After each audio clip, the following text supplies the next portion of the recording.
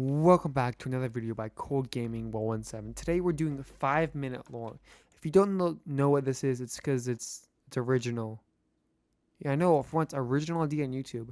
This is quite an astonishment, eh?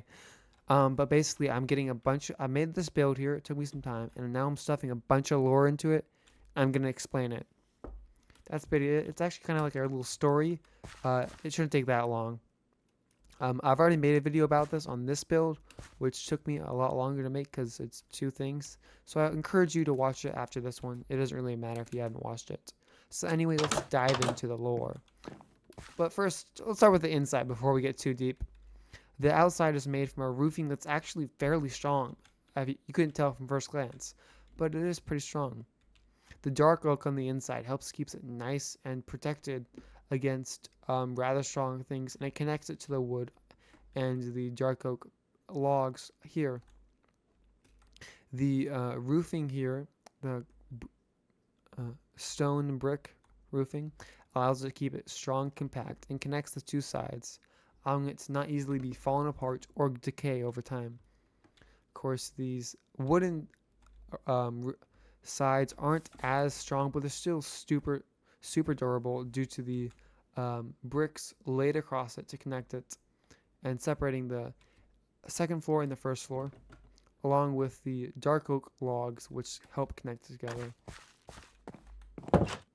Now on the inside, it has as much what you would think, just regular people eating and drinking and generally having a good time.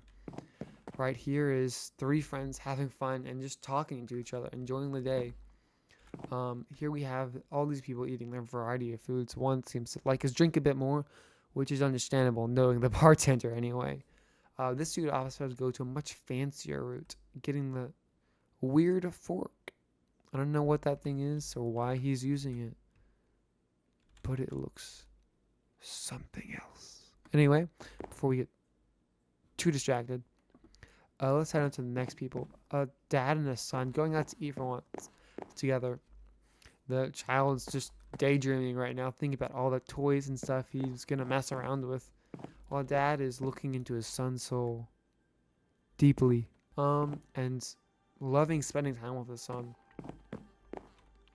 These 2 friends, I think it's a first date actually, are just chilling and having a good time. And he's desperately trying not to mess anything up. This dude is the bartender with a black suit and rather strong armor. He serves the best drinks around, from your average sodas to more specialized drinks, shall we say. The side entrance. Oh, the side entrance that you can crawl under if you want a good day. You can have these. He has iron leggings protecting from any unruthful characters that enter, along with an iron axe to show that he means business. Inside here are the different drinks that he stores over time to serve these customers. Again, they're usually a lot more packed, but today they just got unlucky. This is the employees only, where the owner sleeps upstairs and where a lot of the employees make food and wash dishes. But this is the inside. A fridge along with some rather food here waiting to be made into something delicious, I'm sure. Over here is the plates where they've already been cleaned and are ready to go for the next customers that walk in, even on a moment's notice. This plate is in the process of being cleaned inside the dish, the sink, along with some sponge nearby. Here are some some different places they store the items they used to constantly cook and clean and keep that annoying group of kids that won't not go away. Stay away. Some special things anyway. Upstairs is the owner's room, or the innkeeper.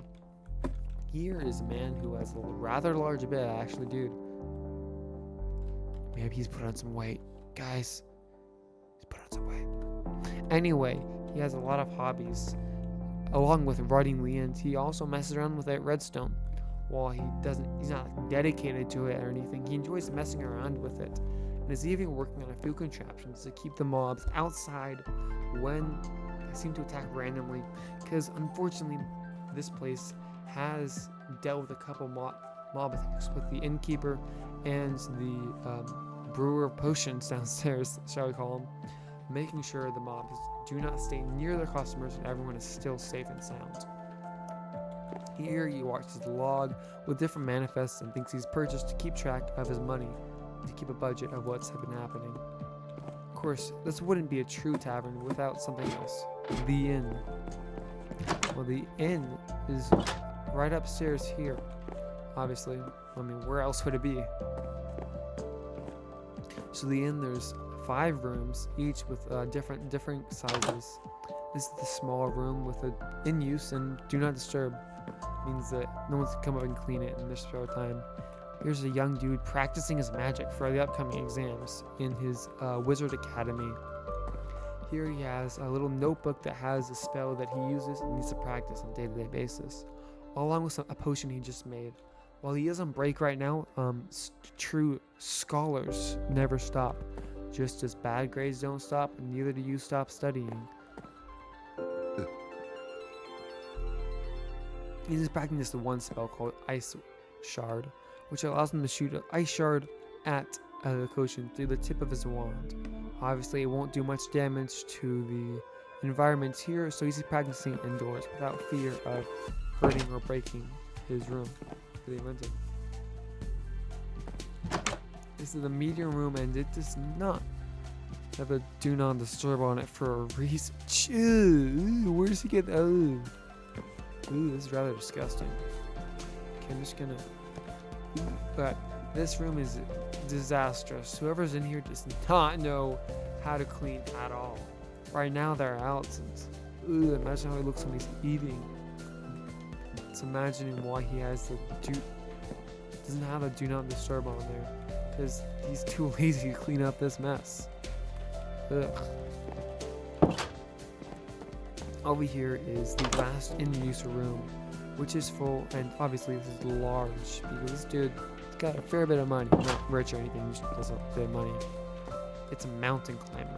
This mountain climber, while climbing mountains, you'll often go and get ore and other raw ores that he sells to different vendors around, which is how he afforded to this room on his trip to a different location. This rope, or lead some may call it, he knows better though, it's climbing rope. He can use it to get from rock to rock and be able to have a secure location and footing so he won't fall. And even if he does, he's got this little rope to help save him. This pickaxe is what he uses to get the ores so he can sell them and make a profit on his lifestyle. And he just has some spare bread laying around for a little snack later. The last room is also a small and doesn't have a lot of amenities, just a little bench and a empty chest along with a bed, because if you don't have a bed in the inn, what kind of terrible, that'd be horrible. Who want to live in that? And that is all for this inn, I think. So I hope you enjoyed watching, and I shall see you in the next one, which will probably take longer to make. Bye.